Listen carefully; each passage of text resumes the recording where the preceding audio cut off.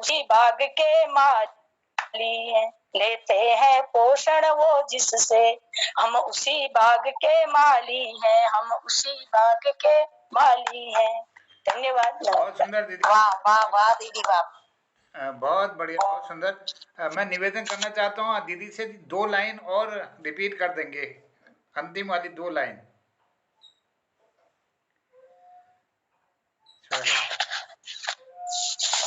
कमजोर न समझे वो हमको, हम उनसे भी बलशाली हैं, लेते हैं पोषण वो जिससे, हम उसी बाग के माली हैं, लेते हैं पोषण वो जिससे, हम उसी बाग के माली हैं। धन्यवाद।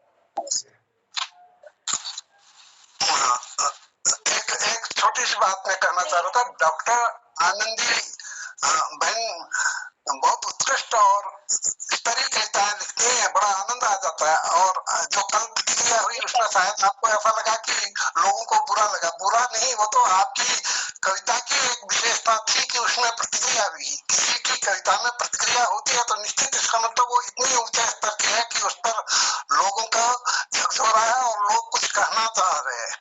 तो आप ऐसा मत सोचिए किसी को बुरा लगा, बुरा किसी को नहीं लगा, बल्कि उसमें एक बात आई कि महिलाओं पर जो अत्याचार है तो महिलाओं के द्वारा भी होता है या अन्य भी इसके कोई कारण है, इस पर विचार करने का एक अवसर दिया आपने। थैंक यू बहुत। आप ऐसा मत सोचिएगा, आपकी मेरे ख्याल से सबसे ऊंची रहती है। जी, मैं ये कहना चाह रही थी ना सर, जैसे 2 साल 3 साल की बेटियां हैं, वो भी घर के अंदर पालने में भी जब सुरक्षित नहीं है, तो ये भी एक पक्ष है नारियों के साथ किस तरह की अत्याचार तो है ही है, इसमें कोई दो राय नहीं है। लेकिन उस पर जो चर्चा परिचर्चा हुई तो उससे आपके कविता की और अधिक विशेषता हुई। मान लीजिए किसी की कविता में, हमारे मंच में किसी की कविता की अगर चर्चा परिचर्चा होने लगती है तो निश्चित उस कविता में अन्य से सामान्य कविताओं से कुछ अधिक है, ये मान के चलिएगा आप। इसे आप ऐसा मत सोचिएगा। बहुत बढ़िया, बहुत बढ़िया, बहुत बहुत आभार आपका मेहनत से को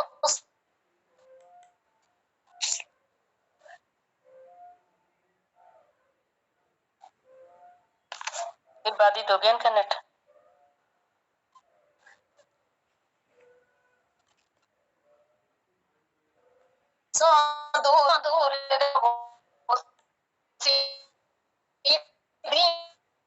चलते हैं, करते रहते हैं, वो धनपति बनते जाते हैं के माध्यम से बहुत बहुत आभार व्यक्त करते हैं हम आपका।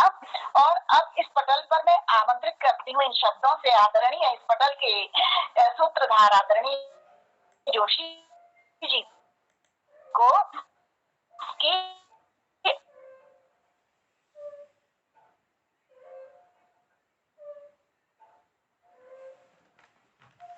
सिस्टम नेट बाधित हो रहा है, आप देते आप सबको ही सुख है।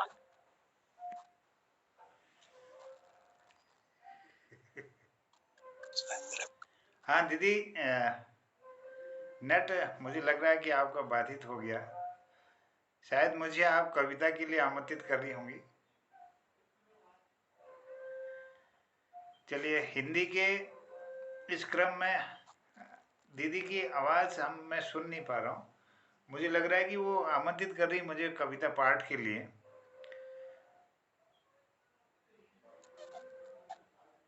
हेलो, आप शुरू करो। हाँ चलिए, एक इसी क्रम को मैं आगे बढ़ाता हूँ। आवाज मेरी जी, तो अभी जैसे इससे पहले हमने देखा कि राजनीति पर आज बहुत सुंदर डॉक्टर आनंदी दीदी ने और भारत भूषण जी ने भी इसी राजनीति पर अपनी रचना आज सुनाई थी। उसी पर केंद्रित एक रचना मैं आपके बीच में रखता हूँ, देखिए कैसा है। राजनीति आजकल की व्यापार हो गई, राजनीति आजकल की व्यापार हो गई, कहते कई कईयों की रोजगार हो गई, राजनीति आज कल की व्यापार हो गई। पीढ़ियों तलक कमा ली, चांदी बटोर ली। पीढ़ियों तलक कमा ली, चांदी बटोर ली। जैसे बपौती बन गई, अधिकार हो गई। राजनीति आज कल की व्यापार हो गई। बिल्कुल अल्लाह ने थोड़ी देर में अल्लाह डालना नहीं भी टमाटर खराब है जल सब्जी। गुंडों को पालने लगी सियासत की बस्तियां। गुंडों को पालने लगी सियासत की बस्तियां। दंगे घोटाले करने को तैयार हो गई। राजनीति आज कल की व्यापार हो गई। कहते कईयों की रोजगार हो गई। राजनीति आज कल की व्यापार हो गई। बाजू का बल इधर है, तराजू नहीं इधर। बाजू का बल बहुत है, तराजू नहीं इधर। अचार जैसे जन की वो गुहार बन गई। राजनीति आज कल की व्यापार हो गई। खर्च है पाई तो फिर लाखों है कमाई।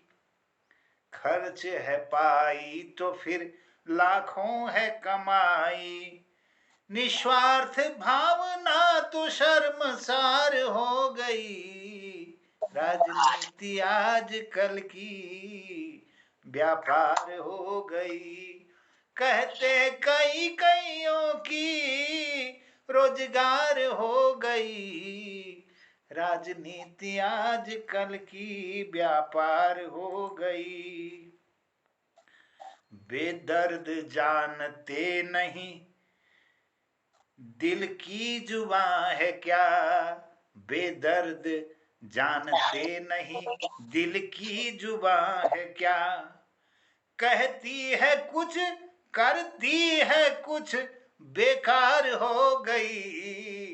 राजनीति आज कल की व्यापार हो गई।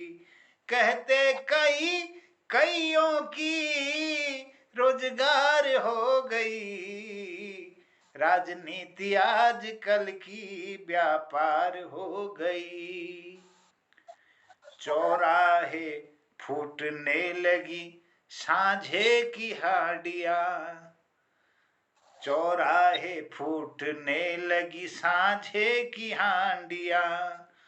लात मुक्के गालियां और मारा मार हो गई।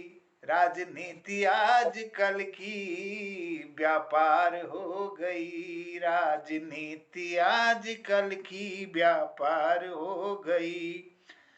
कहते कईयों की रोजगार हो गई।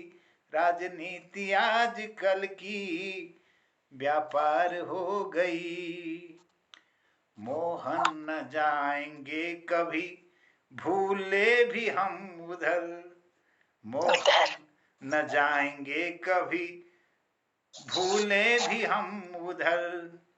कहानी जो मन गढ़ी थी, कहानी जो मन गढ़ी थी, तार तार हो गई।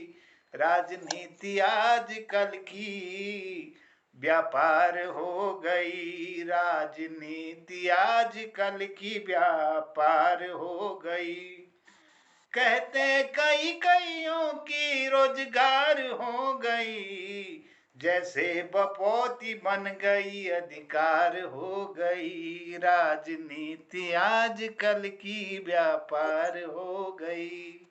धन्यवाद जी। बहुत ही सुंदर, बहुत ही सुंदर। आप सरल, आप मधुर, आप हंसमुख हैं।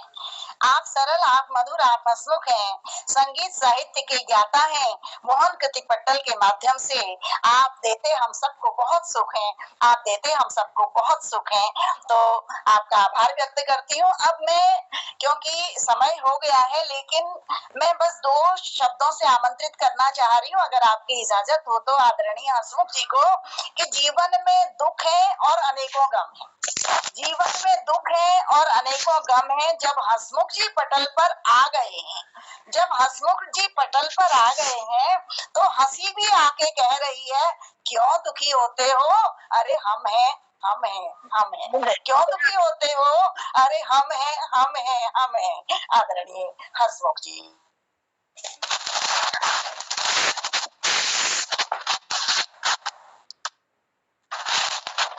बेटा बहुत बड़ी बड़ी मोटी मोटी आज मैं मुंबई गो तो पहली बार सब हुआ हमारे कलाकोटी जो सन उन्हें जरा भयम दूर कर देनो। फिर मैं कविता सुनू ले एक शेर अपन अपन घर वाले कोण है ध्यान से सुनिया सुनो राती ब्याह तुम पूछ करी करो सब अलग अलग टल जानी तो उन्हें दुल्हन के गुण है त्यार बाजू ऐसे कर तब तो इधर गांव पड़ कैसे धन्यवाद। अब मैं कविता प्रस्तुत करता हूँ। मेरी कविता का शीर्षक है खग संदेश। पवन पराग पुस्तक मैंने लिखी थी, उसमें इसको स्थान दिया। ध्यान से सुनिएगा। और नीले नभ में उड़ते पंछी तुम कैसे सुखमय जीवन जीते हो, किस चक्की का आटा खाते और कहाँ का पानी पीते हो। तुम्हारी जात बिरादर पंछी तनिक कभी ना रोते हैं, किसी भी पंछी को देखे हम वो कभी ना बूढ़े होते हैं, वो कभी ना बूढ़े होते हैं। हम तो बूढ़े जाते हैं, पंछी बूढ़े नहीं होते। बोला पंछी सुन ले हंसमुख, बोला पंछी सुन ले हंसमुख, हम जो भी जीना जीते हैं, ना ईर्ष्या न अहम है हम में, ना ईर्ष्या न अहम है हम में, ना तनाव में जीवन जीते हैं, ना तनाव में जीवन जीते हैं।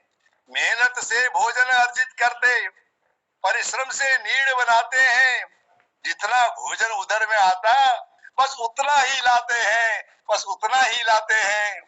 ना ही पितरों की संपत्ति पर हम पंछी आश्रित रहते हैं, ना ही पितरों की संपत्ति पर हम पंछी आश्रित रहते हैं, ना ही माता पिता ही हमसे कोई अपेक्षा करते हैं, कोई अपेक्षा करते हैं।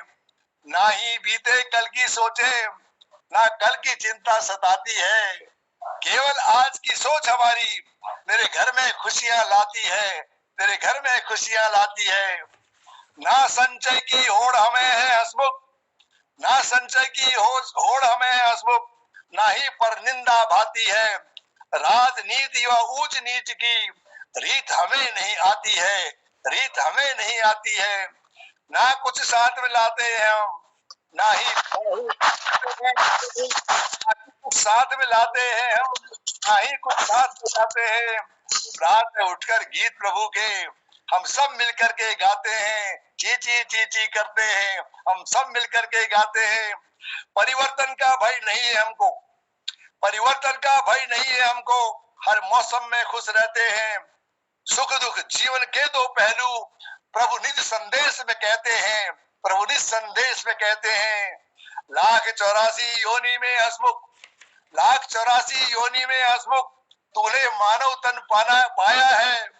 हम जीवन सार को समझ चुके, हम जीवन सार को समझ चुके, तू कुछ भी समझ न पाया है, तू कुछ भी समझ न पाया है, तू कुछ भी समझ न पाया है। बहुत बहुत धन्यवाद।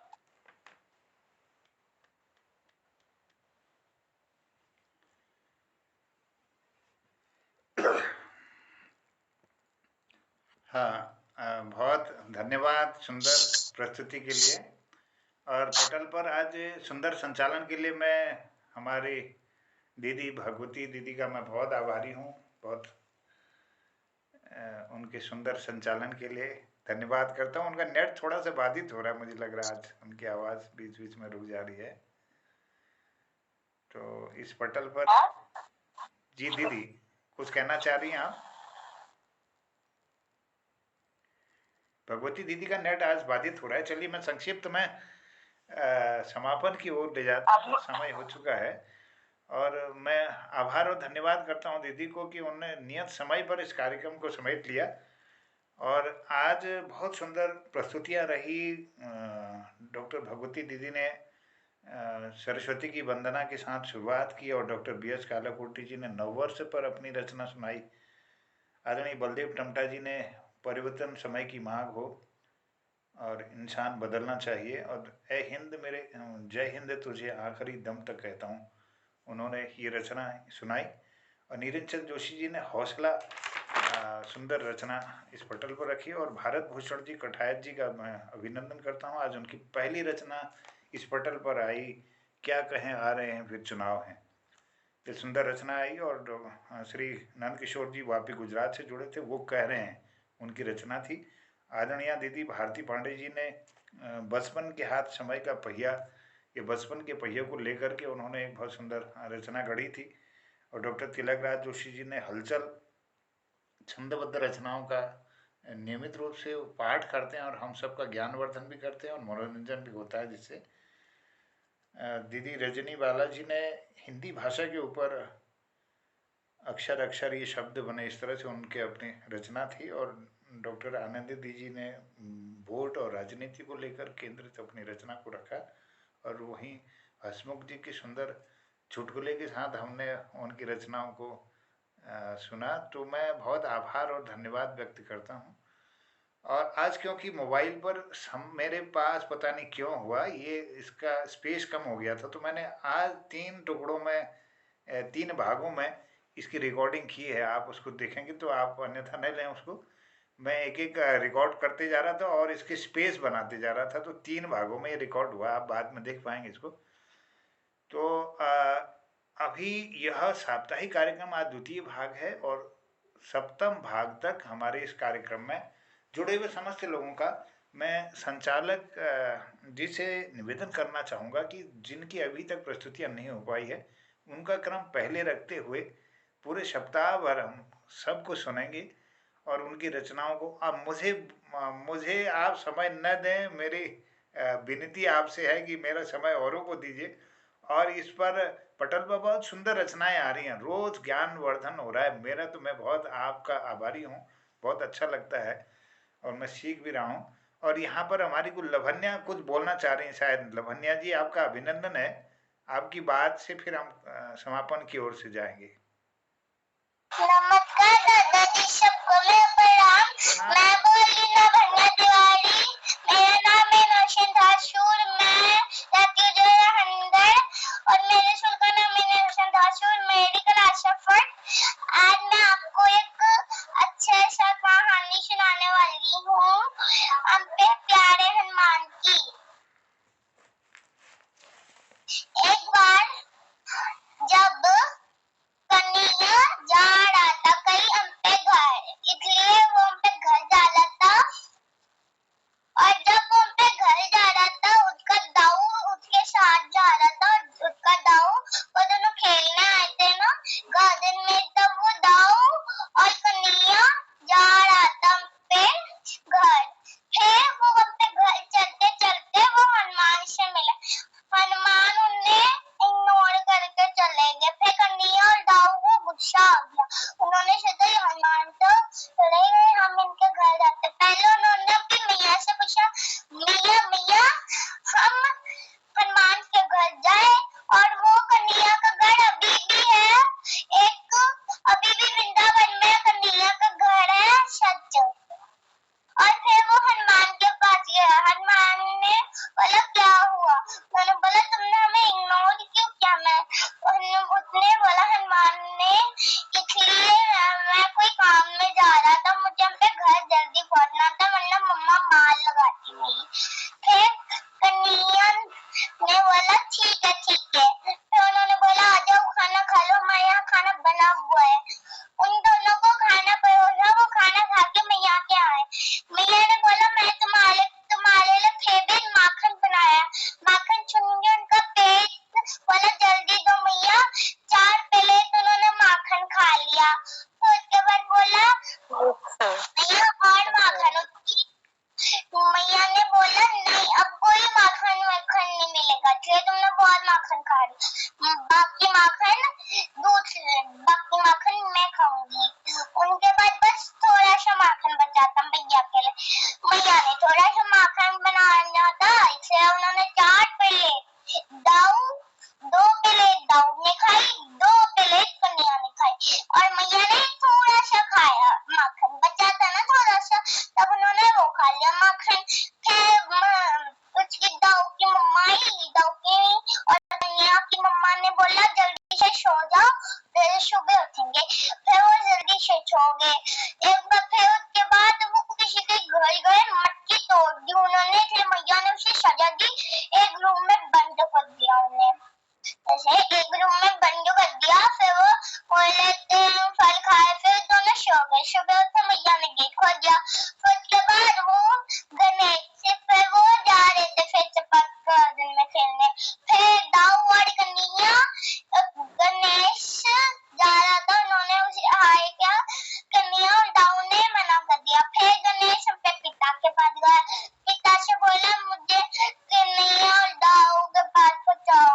फिर उसके पापा ने वो क्या बोलते बैल को उसकी शिवारी में जाके उसे पहुंचाया दाऊ और कन्हैया के पास। दाऊ और कन्हैया के पास इन्होंने बोला तुमने मुझे इन लोगों क्यों किया? तो उसने बोला हम पता नहीं तुम कहाँ थे, हमने तो तुम्हें देखा था, तुमने ऐसे देख रहे थे। तो उसने बोला मैंने तो ऐसे देखा ही नहीं, मैं तो तुम्हारी तरफ देखा। उन्होंने फिर वो तो बोला मैंने यहाँ माखन बनाए, माखन खा के चले जाओ। फिर वो माखन खा के गए। फिर उसके बाद इसके पिता ने बोला, उसकी माता श्री ने बोला मोदक बन चुके हैं, खा लो। फिर उन्होंने 4 पेट खाई, जैसे कन्हैया ने खाई थी ना 4 पेट, वैसे उन्होंने भी खाई 4 पेट। बच्चा 2 प्लेट कार्तिक ने खाई, 2 प्लेट गणेश ने खाई। फिर खत्म। Thank you, bye. अरे वाह वाह वाह, आज तो तुमने बहुत लंबी कहानी सुना दी। आप मेरे ख्याल में कक्षा 1 में चली गई हो ना, फर्स्ट में चली गई यूकेजी से। हाँ, तभी आपने सुना दी। और ये कहानी आपको किसने सुनाई? आपके टीचर ने सुनाई कि मम्मी ने कि पापा ने, किसने सुनाई आपको?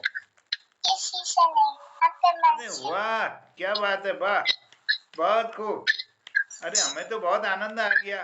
कल भी एक रचना और सुनाएंगे आप, ठीक है? हाँ, बहुत अच्छा। अपनी ही रचना है इनकी। हाँ, चलिए, बहुत सुंदर, आपको बधाई है। Thank you.